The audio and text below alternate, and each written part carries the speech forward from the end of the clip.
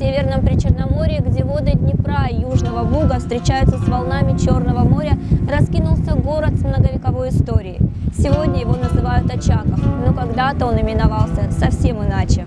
Эта живописная местность с глубокой древности была заселена. Археологи сегодня находят здесь следы эпохи бронзы, изучают остатки скифских и сарматских курганов и жилищ. Но, вероятно, наиболее оживленное время наступает в VI-V веках до нашей эры, когда здесь были основаны эллинские города-государства. Крупнейшим среди них, конечно же, была Ольвия, просуществовавшая около 1000 лет.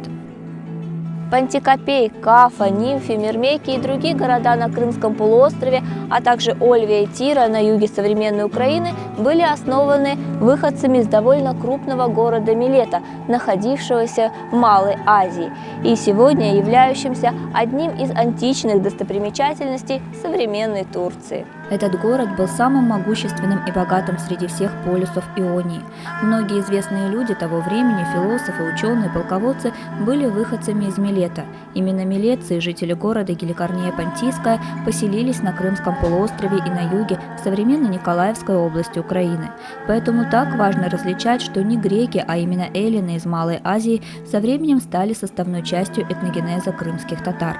Однако, когда античная Ольвия перестала существовать, а это произошло в период владычества гуннов в 70-х годах IV века нашей эры, в этих местах продолжали оставаться эллины, а со временем и их потомки. В XIV веке эти места облюбовали генуэзцы, основав предположительно на месте будущего Очакова факторию, а со временем возвели здесь крепость Лерич, превратив ее в торговый центр и порт. В 1455 году крепость захватили молдавские пираты и, очевидно, разрушили ее до основания, так как к концу XV века, когда эти земли официально вошли в состав Крымского ханства, о ней нет ни одного упоминания. 1492 год стал официальной датой отсчета истории будущего Очакова. Именно в этот год здесь, в месте слияния рек Озюсу и Ахсу, более известных как Днепр и Южный Буг, крымский хан Менглигерай закладывает новый город-крепость. Как именовалась эта крепость изначально, до сих пор остается загадкой. Согласно Карамзину, это был город Каракермен, то есть Черная крепость. Но это не совсем так. Известно, что крымские татары именовали эту крепость либо Озю-Кермен, Днепровская крепость, либо Джан-Кермен. Об этом же топониме упоминает в своей книге «Путешествие Ивлия Челеби».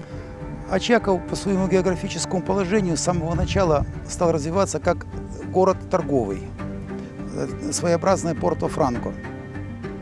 И население города было чрезвычайно пестрым. Здесь мирно соседствовали итальянцы, в то время это было города республики Генуя, Неаполь. Очень много было армян.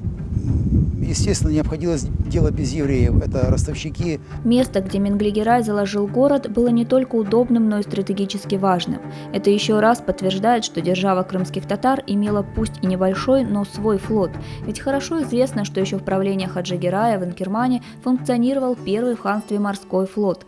Там же строились и ремонтировались первые крымские суда, и они благополучно курсировали в водах Черного и Азовского морей, а также по Днепру перевозили ценные товары и пассажиров.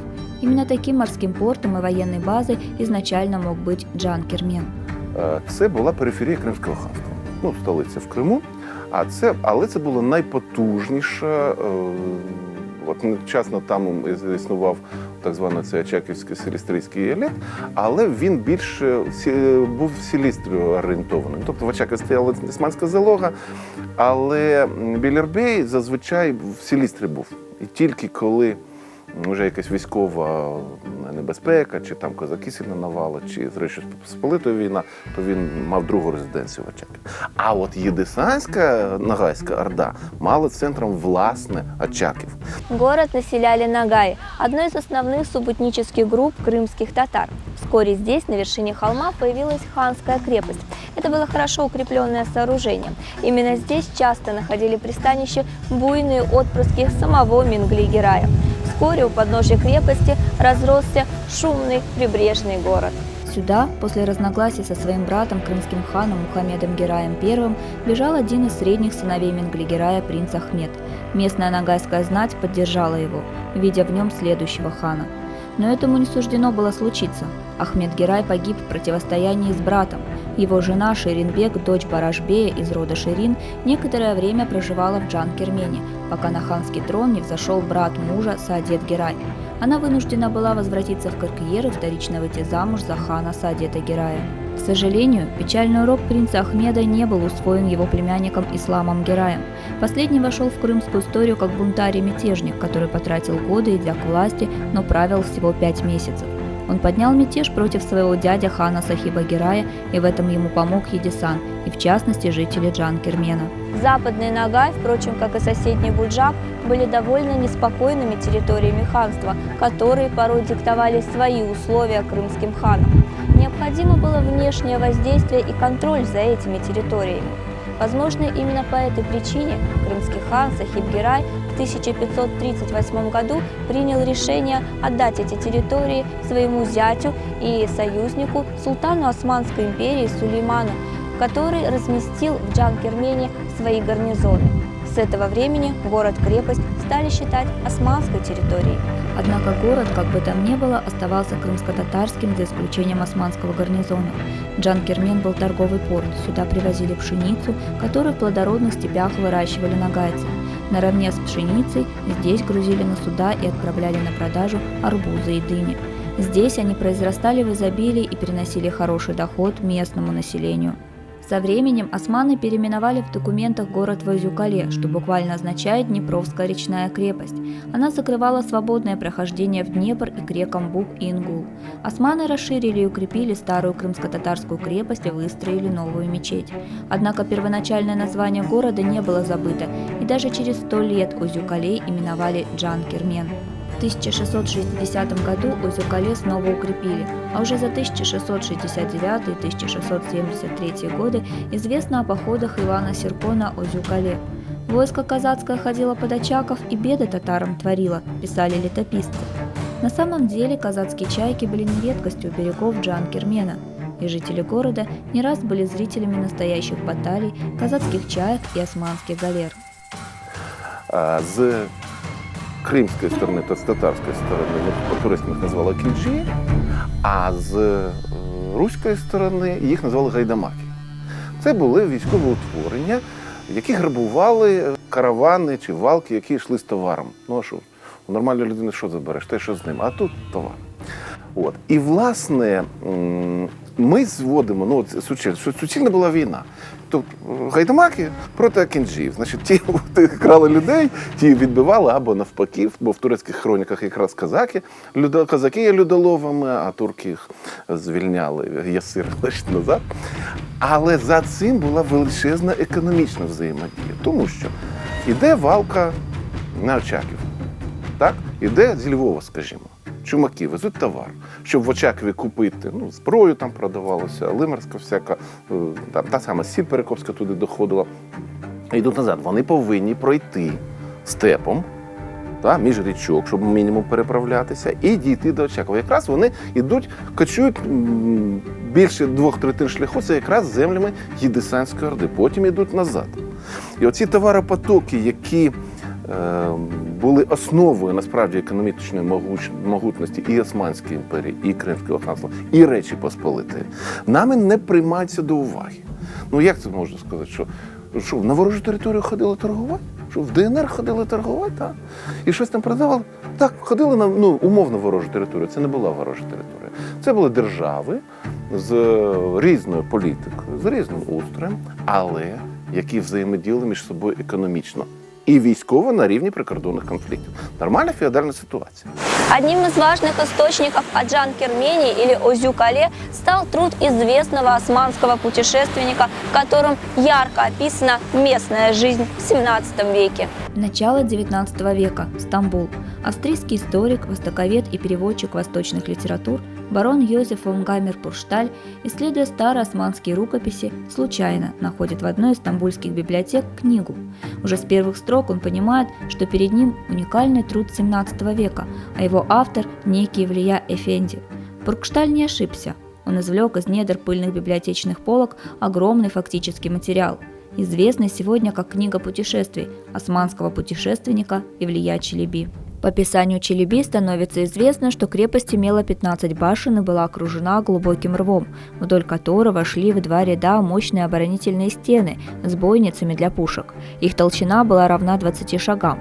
Дорогой из мощной крепости служил деревянный мост. Он был построен неким Мелек Ахмед Пашой. Примечательный факт, что крепость имела большие двухстворчатые железные ворота, по выражению путешественника, повернутые в сторону Кенбургской крепости, то есть к лиману и к морю. В северной части цитадели находились еще одни железные ворота. Сразу же за ними возвышалось каменное здание – Султанская мечеть, что примечательно с деревянными минаретами. Местный шариатский суд был связан с этой мечетью верхними этажами. Сегодня в современном Очакове от ханской эпохи почти ничего не сохранилось, за исключением глубокого рва с земляным валом и церкви довольно странной архитектуры. Это объясняется тем, что она была переделана из монументальной мечети в церковь. Позади меня в углу находилась колокольня, которая была переоборудована из минарета. Со временем церковь перестраивалась несколько раз и свой современный облик приобрела только в 1907 году после капитального ремонта. На старых картах и планах возле мечети показаны кладбища, скорее всего, что это кладбище было мусульманское. Сама мечеть на планах крепости появилась впервые в 1758 году на карте амстердамского издателя. Известно, что в XVIII веке после разгрома русскими Запорожской сечи в 1775 году на службу к очаковскому паше перешло немало казаков. Им было поручено поддерживать порядок в городе, охранять торговые пути, а иногда и успокаивать не в меру разгулявшихся янычар. Рядом с крепостью Джан-Кермен было несколько небольших, но хорошо укрепленных крепостей. Их называли ключами, которые закрывают море. Главную крепость часто называли приютом счастья. На противоположном берегу лимана возвышалась небольшая крепость – Крыл-Бурун или Волосяной мыс. Сегодня это песчаная коса, размытая водами Черного моря, но когда-то она играла важное стратегическое значение. На территории крепости насчитывалось 80 домов и мечеть. Крепость была снабжена дальнобойными пушками. За те несколько лет, пока Джан-Кермен находился в фактической оккупации, русские солдаты нанесли большой урон городу и его жителям. Разграбили крепость, осквернили храмы, разрушили коммуникации. Они не считались с вековыми порядками и вершили свои суды над местным населением, которое вынуждено было покидать свои дома и уходить в соседние провинции. Новый удар обрушился на город в 1788 году. В конце июня под общим командованием князя Потемкина русская армия осадила крепость. Силы сторон были неравными. Крепость обороняли 15 тысяч человек под началом Хасана Паши, а со стороны противника подошло около 50 тысяч солдат. 6 декабря начался штурм, а через несколько дней Джан-Кермен или Очаков пал. Новые хозяева, российские оккупанты, сделали все, чтобы эти земли покинули крымские татары. Их земли были отданы сомнительному российскому дворянству, а в роли батраков свободолюбивые нагайцы оставаться не могли. Большинство жителей Очакова ушли на территорию Османской империи. Некоторое время нагайские степи пустовали, пока постепенно не были снова освоены и заселены. Сегодня Очаков внесен в список исторических поселений Украины. Он мало изучен, и историкам еще предстоит открыть много интересных фактов о прошлом этого города.